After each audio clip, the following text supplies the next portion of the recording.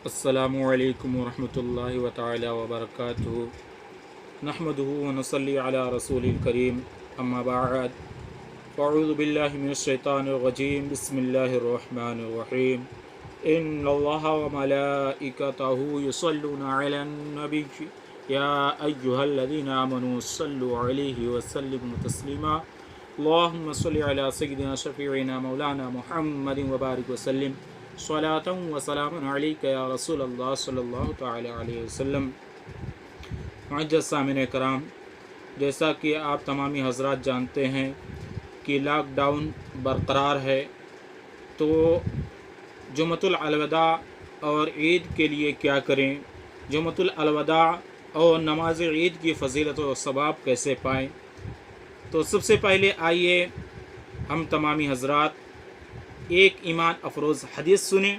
अल्लाह के प्यारे रसूल सल्लल्लाहु ताला अलैहि वसल्लम एक गज़वा से वापस होते वक्त जब मदीना मुनव्वरा के करीब आ गए तो सहाबा से खिताब करके फ़रमाया, मदीना शरीफ में कुछ ऐसे लोग भी मुकीम हैं कि तुम लोग जहाँ जहाँ भी गए वह लोग हर जगह नीयत इबादत व सबाब इबादत में तुम्हारे साथ थे।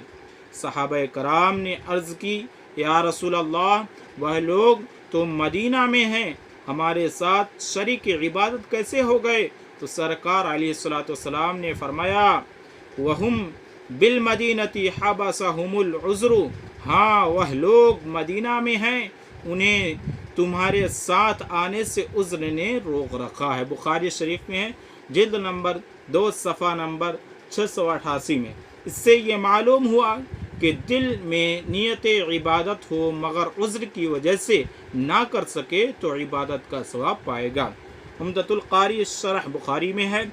इस हदीस से मालूम हुआ कि जो शख्स उज़्र की वजह से नेकू के काम ना कर सके, हालांकि उसकी नियत करने की हो, तो उसके लिए उन नेकियों का सवाब लिखा जाएगा। जैसा कि एक शख्स की आँख लग गई, इस वजह से वह सलातुल लैल ना पढ़ सके, तो सरकार अलैहिस्सलातु वस्सलाम ने फरमाया, युक्तबु लहू अजरु सलातिही व काना नौमुहु सदक़ता अलैहि, इसके लिए नमाज का सवाब उसके लिए नमाज का सवाब लिखा जाएगा और उसकी नीयत उस पर अल्लाह का सदका है। उम्दतुल कारी जिल्द नंबर 14 सफ़ा नंबर 188। और करमानी शरह बुखारी में है, फ़ीही दलीलुन अला अन्नल माज़ूरा लहू सवाबुल फ़ीली इज़ा तरकहू लिल उज़्र। हाशिया बुखारी, ये हदीस इस बात की दलील है कि माज़ूर उज़्र की वजह से इबादत न कर सके तो उसे इबादत का सवाब मिलेगा।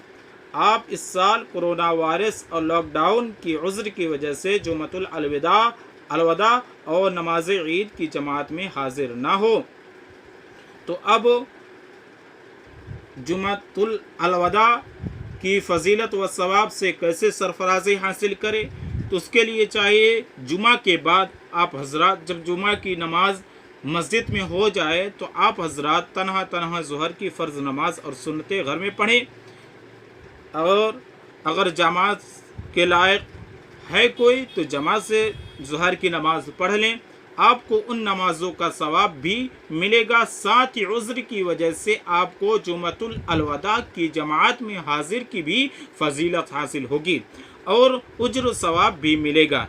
जैसा कि ये सरकार अलैहिस्सलातु वस्सलाम की बशारत है, नमाज तो वही मकबूल बारगाह होती है जो शरीयत की हिदायत के मुताबिक हो, और जुमा के बदले जो ज़ुहर पढ़ी जाती है उसके बारे में शरीयत की हिदायत यही है। तो हमें चाहिए कि अल्लाह को हम राज़ी करें। हमें तो हुक्म बजा लाने से मतलब है, बाकी उसकी हिकमत और राज साहिब शरीयत को मालूम है। अब आइए ईद के लिए क्या किया जाए। हदीस में है कि सरकार अलैहिस्सलातु वस्सलाम नमाज ईद से पहले ईदगाह में कोई नमाज नहीं पढ़ते थे, सिर्फ ईद की नमाज ही पढ़ा करते थे,